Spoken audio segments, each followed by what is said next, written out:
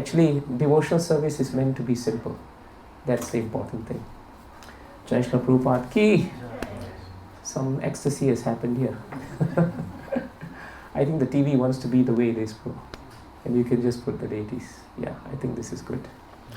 So we are very, very happy that Ratadan Prabhu, Mataji, thank you very much for having us over on the occasion of your youngest son's birthday and on the occasion of Kandarpakoti Prabhu's birthday. Right? Today is his birthday and it is his 97th birthday. And we can only pray to him. I know every time we go and get blessings from him, I'm sure each one of us, he has told us that we will live for 100 years. You know, but seeing the way he has lived, I think if we could even live a fraction of how he is, we would be very, very happy actually. Very happy. So it's very nice to see you here, Prabhu. Very happy to see you here actually. I was thinking that there's a very nice verse from Srimad Bhagavatam. Doesn't have a purport, but it says so much. And actually it is in 9.5.14 of Srimad Bhagavatam. 9.5.14 of Srimad Bhagavatam.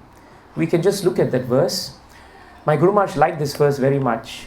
And whenever he wanted to discuss about the qualities of Vaishnavas, sometimes he would bring up this verse and he would speak about it. So it's 9.5.14.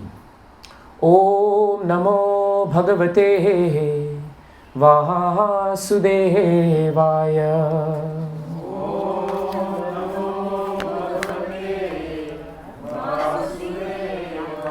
Om Namo Bhagavate Vasudevaya.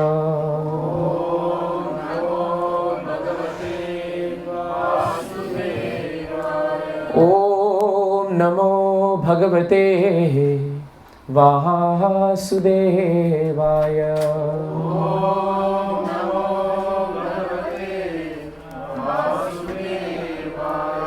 Durvasa Uvacha Aho Ananta Dasanam Mahatvam Drishta Madhyame Kritagasopi Yadrajan Mangalani Samihase. Durvasa Uvacha Aho Ananta Dasana Mahatvam Drishtam Adyame Kritagasopi Yadrajan Mangalani Samihase. Durvasa Uvacha Aho Ananta Dasana Mahatvam Drishta Madhyame Kritagasopi Yadrajan Mangalani Samihase.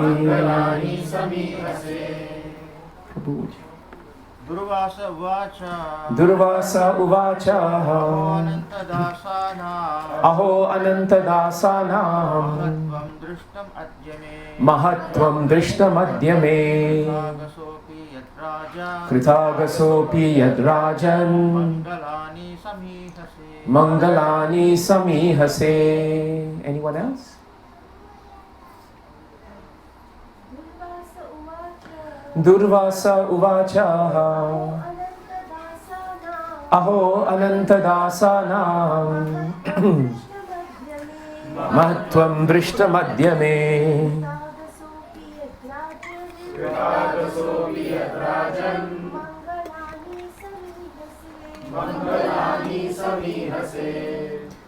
Durvasa Uvacha. Durvasa Muni said, Aho, alas, Ananta Dasanam, of the servants of the Supreme Personality of Godhead. Mahatvam, greatness. Drishtam, seen. Adya, today. May, by me. Krita Agasaha, Api. Although I was an offender. Yet, still, Rajan, O King, Mangalani, good fortune, Samihase, you are praying for. Translation by His Divine Grace A.C. Bhaktivedanta Swami Srila Prabhupada Ki. Please repeat the translation. Durvasa Muni said, My dear King, today I have experienced the greatness of devotees of the Supreme Personality of Godhead. For although I have committed an offense, you have prayed for my good fortune. This is a very beautiful verse that tells us about the great characteristics of Vaishnavas. Om Ajnana Timirandasya Jnananjana Shalakaya Chakshurun Militam Yena Tasmai Shri Guruve Namaha. Seeking the blessings of the senior Vaishnavas before I begin speaking something on this verse. This verse is actually part of a very important series of events that occurred between Durvasa Muni and Ambarish Maharaj. And why this verse is important is because in one sentence, Krishna through Bhagavatam and Shukadev Goswami through Bhagavatam is actually telling us a very contrasting consideration between a devotee and a non-devotee. Durvasa Muni was considered to be very powerful as a mystic, but he was not exactly in the category of a devotee. But one thing that he realized at the end of this entire episode was that devotees of the Lord are very great. But the definitive point of them being great is their behavior. Not how much sastras they know, not how much slokas they know, not how well organized they are, how they can plan things. These are important things, no doubt. But the primary quality of a devotee is actually defined by his behavior or her behavior. And the behavior that is specifically stated here is that even though Durvasa Muni was very offensive in his nature, he was critical, he was finding fault, but Bhagavatam tells us that Ambarish Maharaj prayed for his good fortune. He did not counter him with more fault finding. He did not try to find fault with him. He did not intellectually try to exercise gymnastics in terms of arguments. He did not do any of that. He actually just prayed for his good fortune. Even though Durvasa was not praying for his good fortune, and Durvasa had a lot of ill will towards Ambarish Maharaj, it didn't matter to Ambarish Maharaj how unfavorably Durvasa was. What was more important to Ambarish Maharaj was how he behaved with Durvasa Muni. That requires a lot of spiritual maturity, and it requires great restraint of the senses also. Otherwise, it is very easy for devotees to actually find fault with each other. It is the greatest challenge in Kali Yuga. And that's why Srimad Bhagavatam is so practical, because it shows us the very practical way in which we can learn from these devotees what to do and what not to do. And that's why Bhagavatam should never be a theoretical study, but it should really be something which is immersive and that we should actually try to put into our own practice. You all know that in this particular verse, in this particular two chapters, 9.4 and 9.5, Ambarish Maharaj was the most exalted devotee and he was an emperor of the whole world. And not only was he such a powerful emperor, but Bhagavatam tells us that he was completely absorbed in Krishna consciousness, right? Whatever that he did, he was always using all his senses, his mind, and all his activities in trying to remember Krishna, right? So he would, even though he had so many responsibilities and so much of heavy management to take care of in terms of the entire world, but Bhagavatam tells us that whenever he could, he was completely absorbed. This is a very important point. He used all his senses in Krishna's service. He would use his feet to walk to the temple. He used his hands to clean the temple of the Lord. He used his body and the sense of touch to fall flat at the lotus feet of the Lord and the devotees. He would use his eyes to see the beautiful form of the Lord. He would use his ears to hear about Krishna. He would use his sense of smell to smell the fragrant offerings to the Lord. And he would use his tongue to taste prasadam as well as to chant the holy names of the Lord.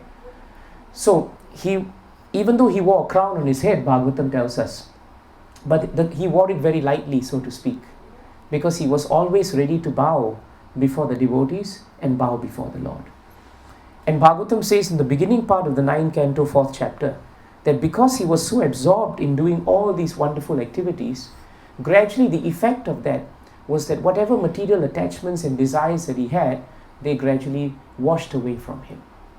This is very important because it is stated in Bhagavatam and in episodes in Chaitanya Charitamrita that when a devotee or a personality starts criticizing and finding fault, what happens, Bhagavatam tells us, and Chaitanya Leela tells us, is that they develop material desires. And there's a desire for sense enjoyment. Ramchandra Puri was a very good example in Chaitanya Leela, because he was so critical of his god brothers and the devotees, and he was even critical of Chaitanya Mahaprabhu. Eventually what happened was he had to leave the company of the devotees. And Chaitanya Leela, Chaitanya Charitamrita writes that there grew within him this desire for sense enjoyment. So a very good test for all of us is actually how restrained we are in our opinions of devotees. It's very important. And therefore, you will find Amrish Maharaj practically had no time to find fault or criticize devotees. And that's very important. You will see that he was always using every inch of his time to serve Krishna and the devotees. Otherwise, what happens is when we do have enough time, the mind is so powerful that it has the tendency for us to find fault. But he did not get caught in that. So great was his devotional service, Bhagavatam tells us, that the Lord himself sent Sudarshan Chakra to actually protect Amrish Maharaj and his kingdom.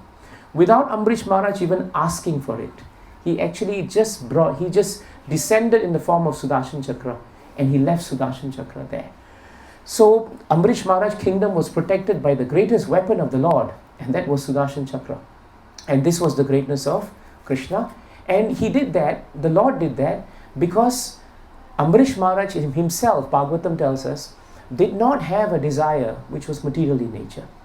And therefore automatically Krishna supplied that which he did not have. So whatever protection that was needed was given by Krishna because of his total dependence. So you see that there is a link between a life filled with material desires, a life filled with devotional service, a lifetime filled with filling up our time with devotional service, and the ability to be free of these material desires.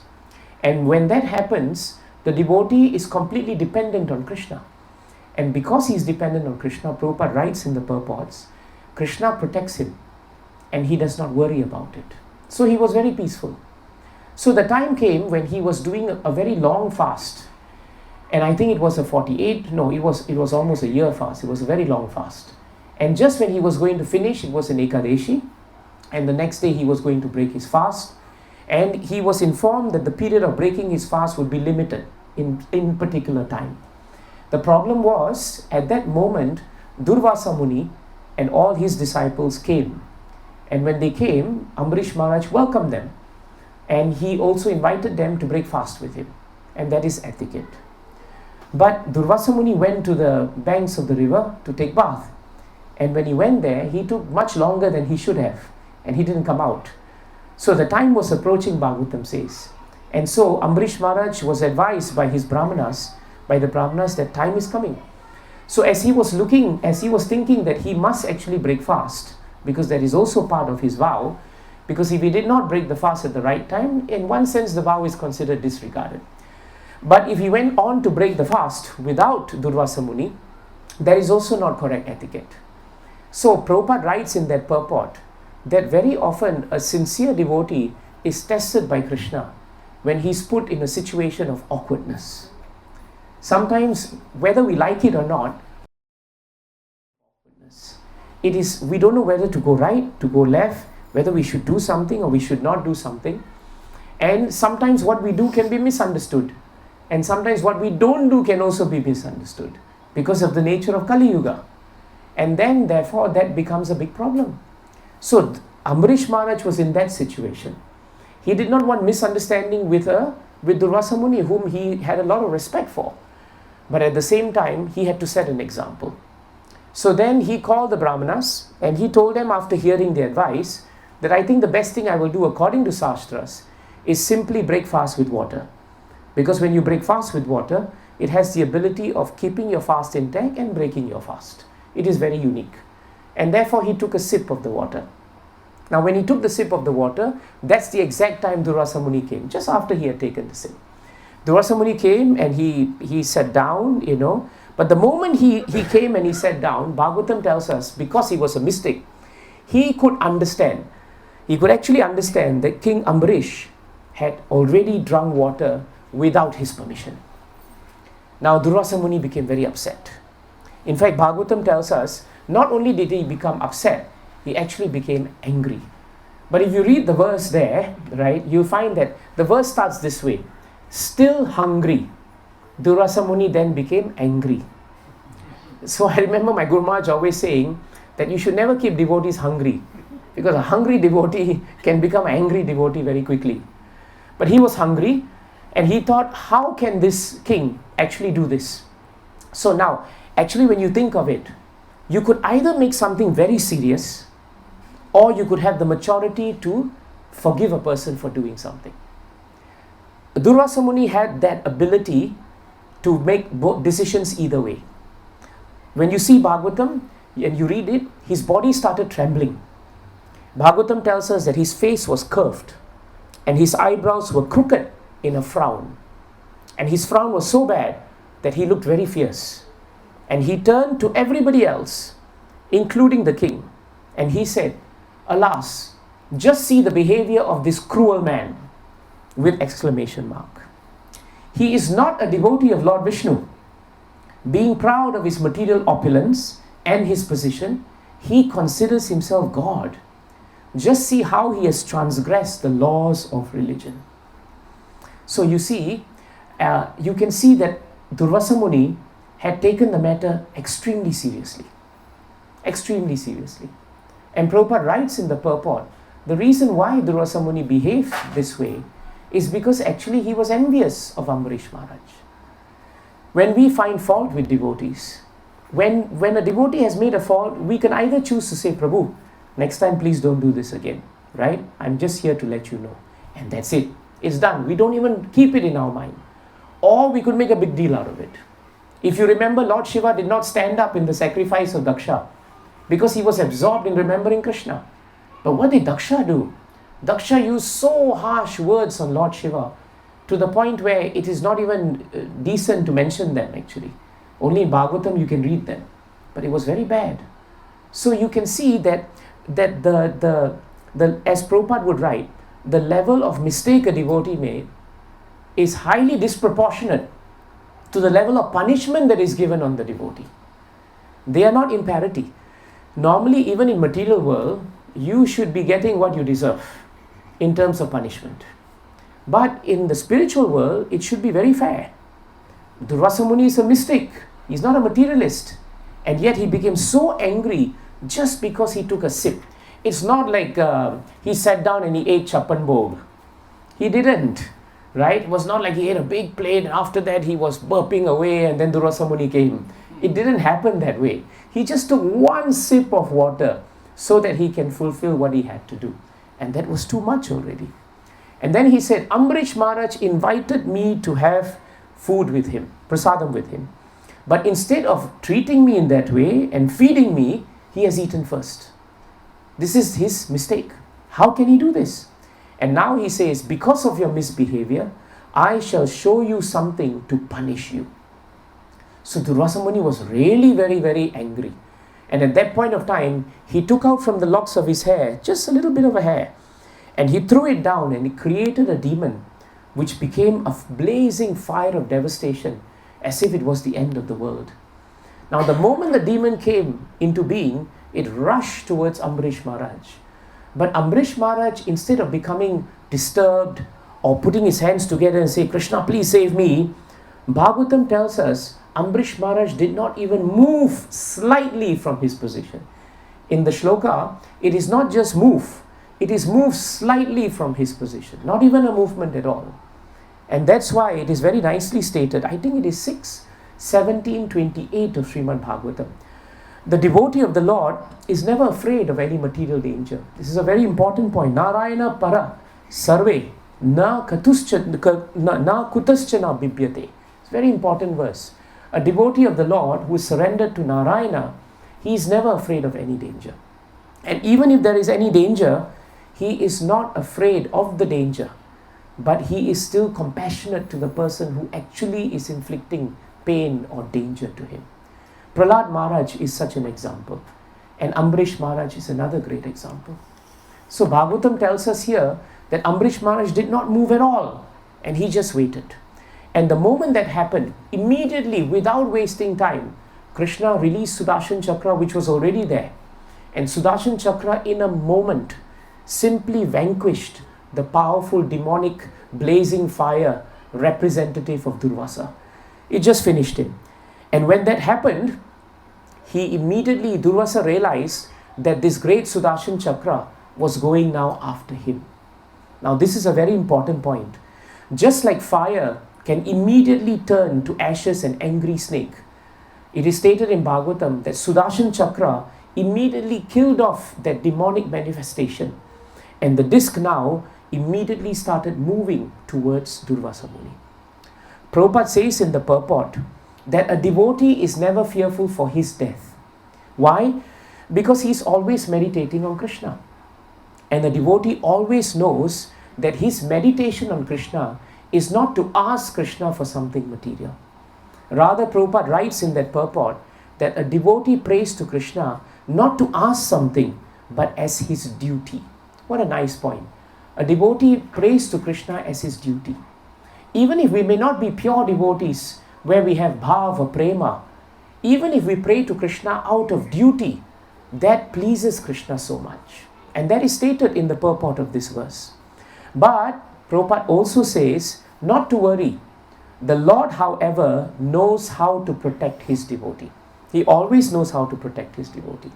And the Lord also says, Prabhupada reminds us, don't forget, Kaunteya pradijanihi na me bhakta. He has stated this very importantly in Bhagavad Gita, that always remember that my devotee who comes to me, right, he will always be protected. There is no fear for such a devotee. He will always be protected. So Prabhupada says, if we simply begin our devotional service, the moment we begin our devotional service, that day we are protected by Krishna. So the protection doesn't come because we have advanced in devotional service. The protection actually comes from the day that we have already taken up devotional service. Right? Pranashyati. It is we can conquer all these problems. These problems will leave us. So that a devotee of the Lord is very special to Krishna. And Prabhupada says protection begins immediately. So Prabhupada also gives a nice example in the purport. A serpent may be very angry and ready to bite, just like someone may lose temper with us and they are ready to strike us. But the furious snake is helpless before a blazing fire. The furious snake may look very bad, but before a blazing fire, the snake is useless. That blazing fire is actually the fire of devotional service. So therefore, Ambrish Maharaj set a very good example to us. He set the same example Parikshit Maharaj set to us. Nasya tat pratikurvanti. Right? Na asya tat pratikurvanti. 1:1848 of Srimad Bhagavatam. And what does that state? The devotees of the Lord, they do not counteract the challenges that people do to them. It is stated in 1:1848 that sometimes devotees of the Lord may be cursed. They may be cheated. They may be neglected. They may be defamed. And sometimes they are even killed. 5 things can happen to devotees of the Lord. Tiraskrita vipralabdha. Shapta shipta hata api.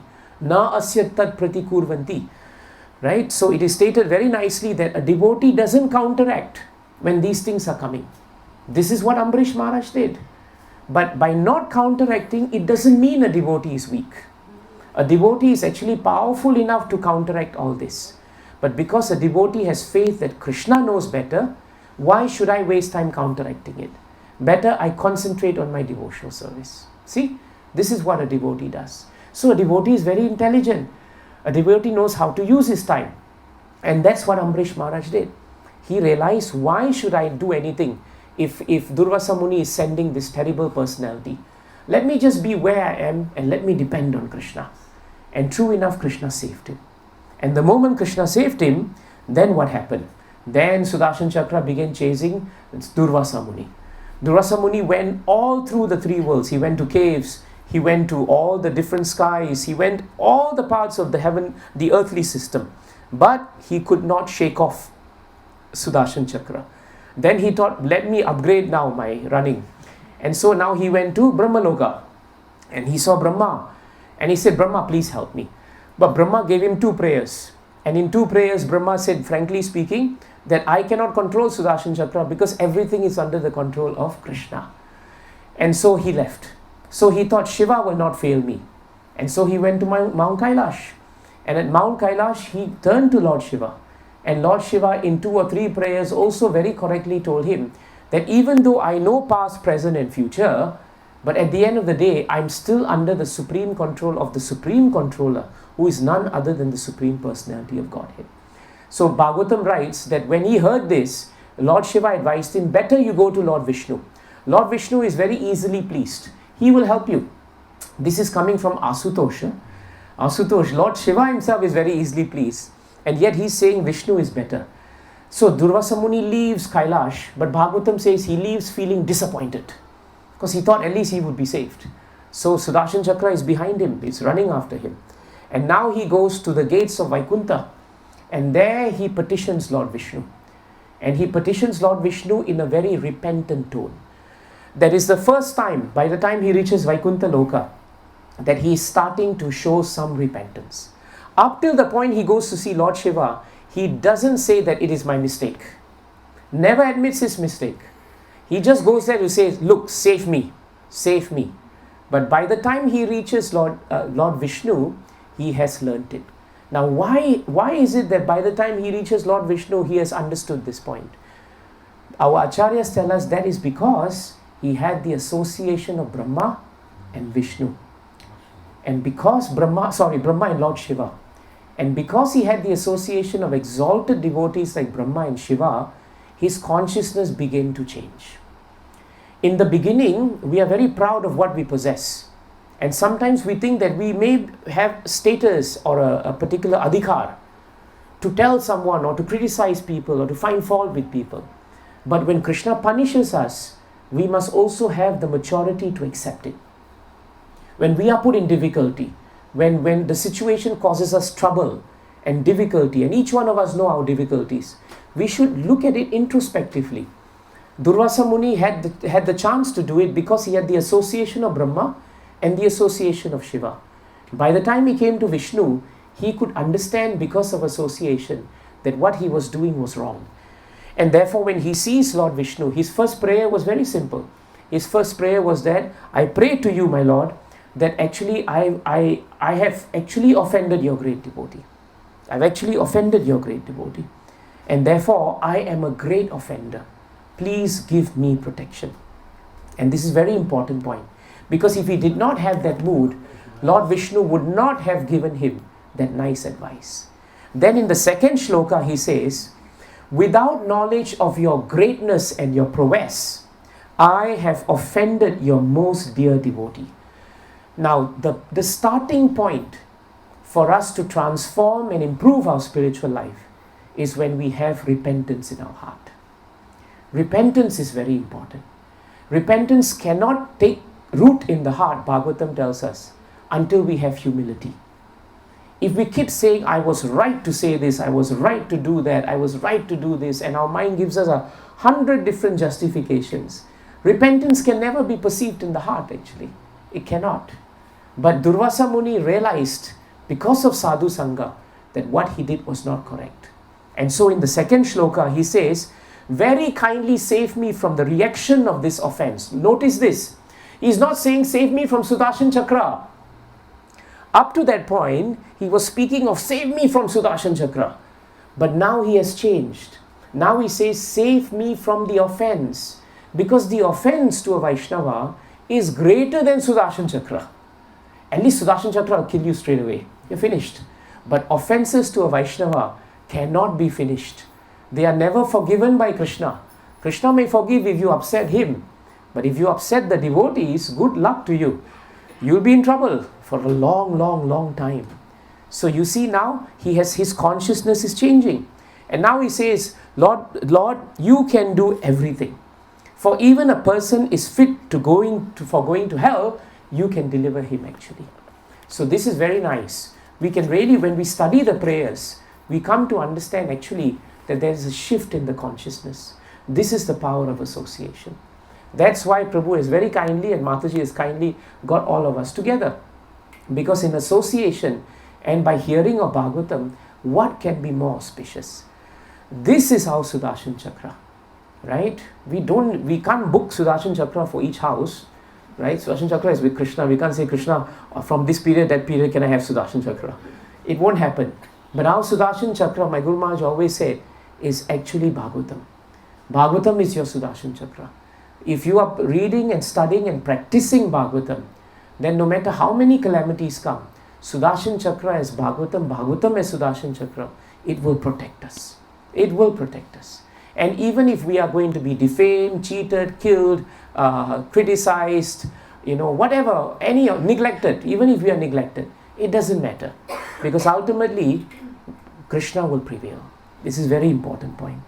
And so Krishna then told him that you should go back. You should go back now to my devotee Ambarish. Because I've got news for you. Aham bhakta paradino hi asvatantra ivadvija sadhubi grasta hridayo bhaktai bhakta jana priyaha. He says, I'm not independent at all. I'm completely dependent on my devotees. You think I'm independent standing in Vaikuntha Loka, but I'm not. I've got news for you. I'm completely dependent on my devotees.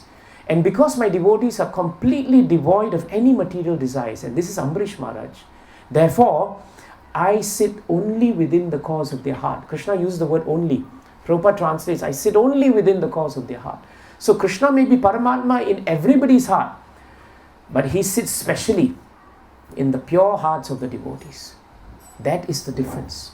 Otherwise, demons also have Paramatmas in their hearts, but they never listen to them, isn't it? But the devotees always listen to Krishna. Then he says, Naham Atmanam Ashase, Mad Bhaktai Sadhurbir Vina. He says, I'm not interested now to even taste and enjoy my own opulences. The Lord has 6 transcendental opulences, Shriyam, Chad, Yantikam, Brahmans. Even those opulences I don't want to enjoy. If Yesham Gatir Aham Para. Because my devotees only see me as the source of their destination. And so without them, I don't want to enjoy. Can you imagine that? Krishna has transcendental opulences, but he doesn't want to enjoy them until he has the sadhu sangha of the devotees. Then he says something very nice. Ye daragara putrapta. He says that these devotees of mine, you know why they are so special? They have given up children, family, properties, everything. They have served them, but they are not attached to them. They have given all this, even pranan vittam, even their very lives, imam param, they have given it to me. Hitva mam sharanam yataha. They have surrendered everything to me. In such a condition of surrender, katam stam styaktum utsahe. In what kind of enthusiasm can I give them up? You tell me. How can I give them up? You see? So actually, in one way, Lord Vishnu was giving a shelling to Durvasa.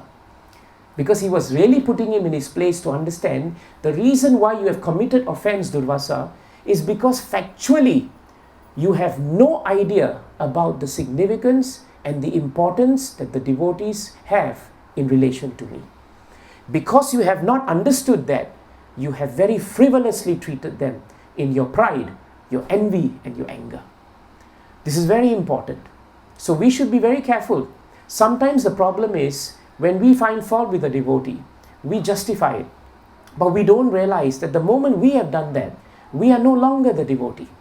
And the devotee we are finding fault with has become the devotee. This is another point my Guru Maharaj said. You think you are devotee, but the moment you have found fault with a devotee, you have just lost your adhikar to be a devotee. And the other devotee has risen in stature to become a devotee. It's a very difficult concept for a materialist to understand. But hopefully it is a concept that devotees must learn to embrace. And then he says one last point. Mai dirbadda hridaya sadavaho samadarshanaha. He says these great devotees of the Lord, they are equal to everyone. If they treat all devotees, they treat all living entities and part and parcel of Krishna. Kali Yuga is an ocean of fault. Everyone will make mistakes. To not make mistake, either you are dead, unconscious, right, or you are Superman. But in any which way, this Kali Yuga is an ocean of fault.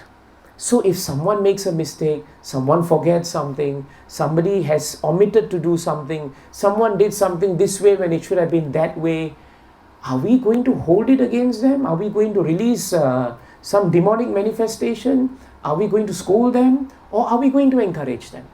Are we going to help them, assist them, serve them? What do we do? This is the question to be asked. And this is what happened with Durvasa Muni. And so Krishna says there, Vashe kurvanti mam bhaktya, sat striyaha sat patim yataha. Just like chase wives can bring their husbands under their control because of their chastity and their purity. In the same way, my devotees have brought me completely under their control because of their devotional purity and their devotional chastity. And now he tells him, so I've got news for you. The news is, go back, fall at the feet of Ambrish Maharaj. Why are you coming to me? You know, there's a very nice point in our sastras that say that if you feel you have offended a Vaishnava, don't go to the deity and ask for forgiveness. You know that, right? It is in Sat Sandarbha, and it is stated by Sat Goswami. You know why it is done that way? Because it takes more courage to go and stand in front of a Vaishnava and ask forgiveness. But it is very easy to stand in front of the deities and say, oh Krishna, Monday I did this, Tuesday I did that, Wednesday I did this, Thursday I did that. Okay, I'm done. And then tomorrow come back again. Oh, Friday I did this and Saturday I did that. But it's difficult to go and stand in front of a Vaishnava and say, in my mind I was thinking of all these things. It was speculation, but I didn't realize that this was the thing that happened. You know? Very simple example. I remember I was traveling with Maharaj and we became delayed because of a train. And one devotee was starting a program. He was trying to contact us. We couldn't get. In those days, it was very bad, the phones. When we reached there, he was very upset with us. He speculated that we had left or taken our own sweet time and we didn't care for the time. But then Maharaj had to explain to him that really the train timings changed and we couldn't get the train on time. Then he thought, why did I speculate? Why did I not give you the benefit of the doubt? And Maharaj said, why? Why didn't you? Why didn't you? You could have given the benefit of the doubt, right? But why didn't you, you see? So as devotees, we must always give each other the benefit of the doubt. There could be a reason. There could be 100 reasons why someone said something, someone behaved some way, someone looks in a certain way, someone doesn't smile because of something. There could be so many reasons. But why are we jumping on the one thing? Because of pride, envy and anger. That is the problem. And so now Durvasa Muni goes back. He goes back. But as he goes back, the Lord tells him one thing. If you find fault with others, it is not they who are harmed. It is you who are harmed. Very important point. It is not they who are harmed. You have harmed them. Because you have acted in self-envy. Very interesting word, self-envy. And we think, how can we be envious of ourselves? But our acharyas tell us self-envy means that we are actually envious of our own spiritual nature. We don't want to be devotees. Maya is so strong that even when we want to be devotees, our material nature overrides that. And we become envious of devotional service, envious of being in the company of devotees, envious of ourselves becoming devotees also. This is self-envy. Very interesting point, very deep point actually. And now Durvasa Muni goes back. And when he goes back, he falls at the feet of Ambrish Maharaj. Ambrish Maharaj feels embarrassed, Bhagavatam says. He quickly picks him up and he embraces him. And at that point of time, that is the point of time, that 9-5-14. That's the point of time that this shloka comes. Because in this shloka, he now says, my dear king, today I have experienced the greatness of the devotees of the Supreme Personality of Godhead. For although I committed an offense, you have prayed for my good fortune. And now he says something very nice. He says, Overlooking my offenses, that's in text 17.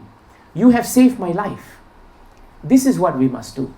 If we are really magnanimous in heart, please overlook other people's offenses. There is a point in a purport where Prabhupada writes, a Vaishnava never actually feels offended. Very nice point. If we are really Vaishnavas, we will never feel offended. Maybe Krishna may designate that as an offense to a Vaishnava, but the Vaishnava in the heart never feels offended. The Vaishnava feels, okay, what you've done is not right. I'll talk to you about it and I'll share it with you, but I don't take it personally. It's okay. He did not know or she didn't know. I have made such mistakes. This is how Vaishnavas think. But they never think that they are offended. They are not offended. So that is also a test for us. How quickly are we to feel offended? How quickly are we to feel sensitive that somebody has said something which is not up to the mark? Or how ready are we to say, Prabhu, this may be how you're thinking, but let me try to explain to you why I did this. That's all, Prabhu. There's nothing else. I'm sorry if you felt that way. See the difference. So the conclusion is very important. Durvasa Muni could easily have come at the point when he took his fast, when he broke his fast, Ambarish. He could easily have come there and say, King, actually what you did is not so nice. Next time don't do it again. But if he didn't, of course, if he did that, we won't have Bhagavatam. Right? The whole 9.4 and 9.5 will be wiped out because there's no 9.4, 9.5. But because he did that, it is a lesson for us. But what is important is, there was no need for Durvasa Muni to make a mountain out of a molehill. It was just a breaking of a fast. That's it. Just like Daksha shouldn't have cursed Lord Shiva and spat at him and said that his obeisances which are due to him should not be given to him at the fire. He should not have called him names, that his face is like a monkey and that he stays in the graveyard. These are not words to be used. And so we also have to be very careful. The more sensitive we are to ourselves, the more challenging it is to grow in devotional service. The more sensitive we are to others, the more easier it is for us to grow in devotional service. This is the point of Bhagavatam. Jai Grantaraj Srimad Bhagavatam ki, Jai Shla Prabhupada ki, Jai Shla Gurudev ki, Ananta Koti Vaishnavinda ki, Jai Gaura Premanjana. Are there any comments, realizations that devotees would like to give? That would be nice. Sudarshan Prabhu.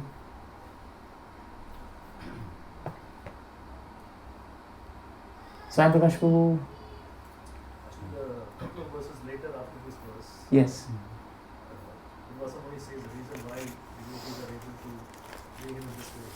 Such a nice verse, because always taking shelter of the holy names, nothing is impossible for the... Yes, Prabhu. It's just a few verses down from here. It's very true. Because they're always taking the shelter of the Lord.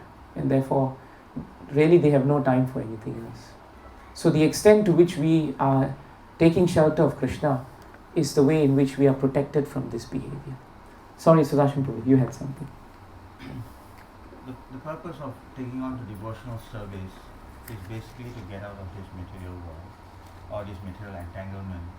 So if one does come into Krishna consciousness, comes into the shelter of the devotees, then he should mark his steps very carefully and he should only focus on devotional service, how to improve the devotional service rather than taking on to the same mode of a laundryman going to the river and coming back without washing his laundry. So in that sense, when we take on a devotional service, then look at what the Sat Goswamis have spoken and done. And there are 6 or 7 tenets have been given by the 6 Goswamis. If you go through and go back and go through them, then you realize that whatever the Prabhu spoke was all ashasvatam. Basically, nothing holds. Somebody may offend you, somebody may praise you, but nothing holds. Everything will go with this material body. What stays with you is only devotional service. So when we are serious, then we have to shed all these things and come out of it.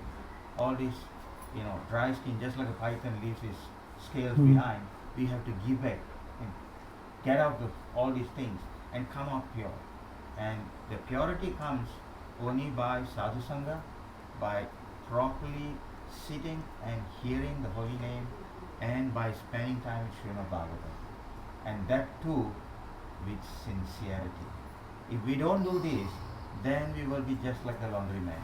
Every Saturday and Sunday we'll come to the temple and then we will go back to the same laundry. Thank you, Prabhu. Anyone else? Prabhu? Pamalojan Prabhu?